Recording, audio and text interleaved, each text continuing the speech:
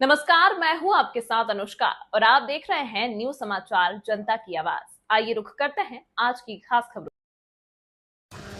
चेतगंज से बड़ी खबर। विकासखंड कोन के श्रीपट्टी गांव में आयोजित 7 दिवसीय भागवत कथा के चौथे दिन सोमवार की शाम को काशी वाराणसी से आए दीपक दास जी महाराज ने समुद्र मंथन से निकले 14 रत्न में से निकले अमृत रत्न के लिए देवासुर संग्राम व राजा बलि के अहंकार का नाश करने के लिए भगवान विष्णु के वामन अवतार में भगवान वामन द्वारा राजा बलि से 3 पग भूमि दान में मांगने की कथा व श्री रामचंद्र के सूर्यवंश के वंशावली भगवान राम के जन्म की कथा। अंत में कंस द्वारा देवकी व वासुदेव को कारागार में बंद कर बलराम व कृष्ण के जन्म का कथा सुनाकर उपस्थित भक्तों को भाव विभोर कर दिया।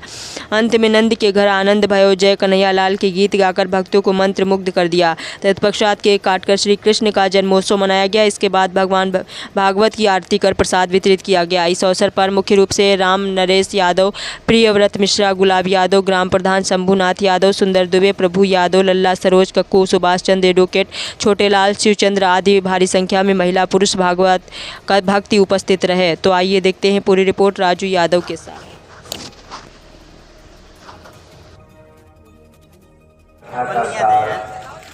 यही है कि समुद्र मंथन हुआ, लेकिन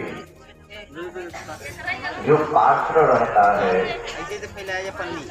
उसी को मिलता है अमृत। असुरों के हाथ में जाने के बाद भी उनको एक बूंद भी अमृत नहीं मिला, इसलिए कि असुर उसके पात्र नहीं थे। देवताओं को अमृत मिला, इसलिए भगवान जबकि मेहनत दोनों में असुर की मेहनत थी उतने ही जितना कि देवता किए, लेकिन देवताओं को अमृत मिला और असुरों को अमृत नहीं मिला। बंद करा दे उनको, बंद करा दे माइक पर। तो समुद्र मंथन का ही आज का फलश्रुति है। इसके बाद देवासुर संग्राम हुआ। देवासुर संग्राम में भगवान वामन बन करके भगवान राजा बलि के पास गए और राजा बलि के पास भगवान मांगने के लिए गए। क्यों? क्योंकि राजा बलि का अहंकार था कि मेरे पास इतना है। उसके अहंकार को, क्योंकि भगवान का भोजन ही अहंकार होता है, इसलिए अहंकार किसी का भगवान रहने नहीं देते हैं। इसलिए राजा बलि के पास मांगने के लिए भगवान गए, इसके अहंकार को खाने के लिए। अंत में राजा बलि समर्पित हो गया। कदम से बीयम कुरु में कृष्ण में निजम।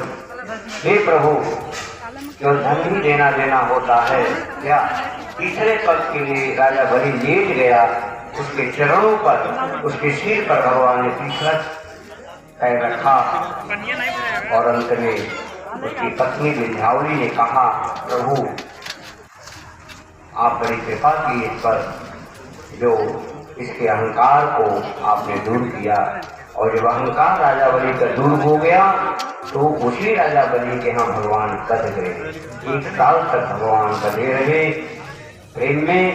जब अहंकार जीव का चला जाता है तो परमात्मा उसके सन्निकट हो जाते हैं, इतना सन्निकट हो जाते हैं, उसके घर में भगवान रहते हैं।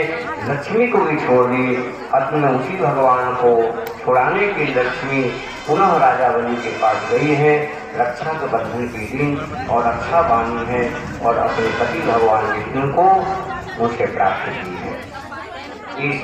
ये राजा बलि की कथा से।